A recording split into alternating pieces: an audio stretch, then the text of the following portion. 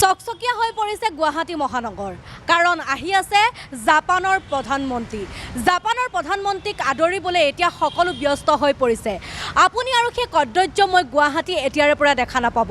আপুনিও ভাবিব, আপুনিও চিন্তা কৰিব যে মই ক'ত আছোঁ, মই গুৱাহাটী মহানগৰত আছোঁ নে মই বাহিৰৰ দেশত আছোঁ। বাহিৰৰ দেশৰ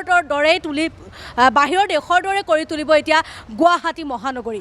আনকি পদপথৰ পৰা ভিক্ষাৰীকো আঁতৰ কৰি দিয়া হৈছে জাপানৰ প্ৰধানমন্ত্ৰী আহিবৰ কাৰণে।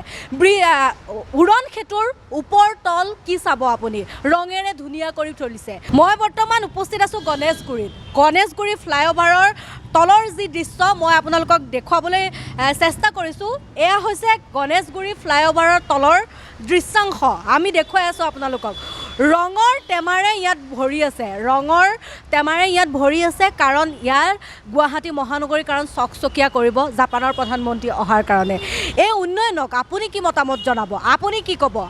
আচলতে আমাৰ গুৱাহাটীখন, লেতেৰা গুৱাহাটীখন ইমান চাফা হোৱাৰ কাৰণটোৱে হৈছে জাপানৰ প্ৰধানমন্ত্ৰী অসমলৈ আগমন ঘটিব। কাম কৰি আছে আমি 7টাৰ পৰা কাম কৰি আছোঁ ইয়াতে। 8টাৰ পৰা। আপোনালোকে কিমান দিনৰ আগৰ পৰা কৰি আছে কাম? ইয়াতে আমাৰ এসপ্তাহ হ'ল। এসপ্তাহ ধৰি কৰি। আমাৰ গুৱাহাটী মহানগৰখন চিকচিকীয়া হৈ যাব নেকি? চিকচিকা হৈ যাব। কিহৰ কাৰণে? কিবা এটা মানুহ আহিব বোলে, সেইটো কাৰণে চিকচিকা কৰি আছে। এইটো নামটো মোৰ মনত নাই, সিহঁতে কৈছে আৰু আমাৰ মালিকবিলাকে কৈছে ধুনীয়া কৰিব, এই ৰং চং কৰি দি কেনে একদম চিকচিকা কৰিব এনেকৈ কৈছে আৰু। নাই আগত নাছিল, এতিয়া কৰি আছে। আৰু কিমান দিন লাগিব? এতিয়া আৰু বেছি দিন নালাগে, সোনকালে কৰিব দিছে। মোটামুটি 1 মাহমান লাগিব আৰু। ইয়াত আপোনাৰ গ্ৰাফিক ডিজাইন হৈ আছে। কেতিয়াৰ পৰা কৰি আছে আপুনি? আমাৰ প্ৰায় এসপ্তাহ হৈছে কাম কৰা। এসপ্তাহ। যিহেতু অসমলৈ আমাৰ গুৱাহাটী মহানগৰীলৈ জাপানৰ প্ৰধানমন্ত্ৰী আহিব, হয়, গতিকে সেইবাবে এইবিলাক যুঁজা চলি আছে, কি ক'ব?